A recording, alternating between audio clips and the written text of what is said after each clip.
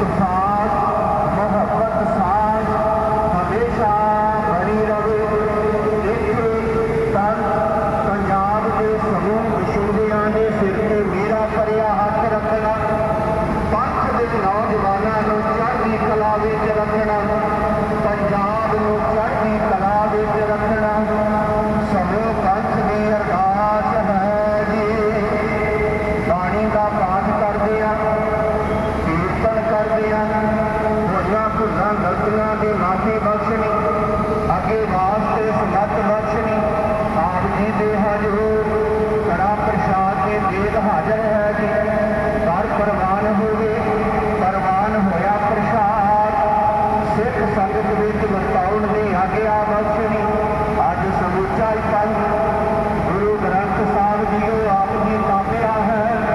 पंथ विच एकता इतफाक ਅਤੇ मौजूदा समय ਦੇ ਵਿੱਚ ਜੋ ਚੁਣੌਤੀਆਂ ਨੇ ਇਹਨਾਂ ਦਾ ਸਾਹਮਣਾ ਕਰਨ ਦਾ ਬਲ ਬਖਸ਼ਣਾ। ਸ਼ਹੀਦਾਂ ਦੇ ਪਾਏ ਹੋਏ ਪੂਰਨਿਆਂ ਤੇ ਚੱਲਦਿਆਂ ਮਨੁੱਖੀ ਹੱਕਾਂ ਦੇ ਲਈ ਆਵਾਜ਼ ਚੁੱਕਣ ਦਾ ਉਦਮ ਬਖਸ਼ਣਾ। ਆਈ ਸੰਗਤ ਦੇ ਹਾਜ਼ਰੀ ਦਰ ਪ੍ਰਵਾਨ ਕਰਨੀ, ਕਦਮ ਕਦਮ ਜਿੱਥੇ ਲਾਉਣਾ।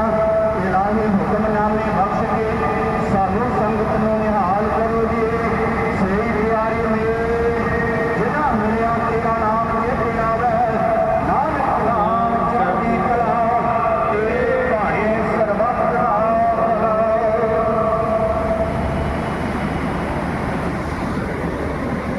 ਵਾਹਿਗੁਰੂ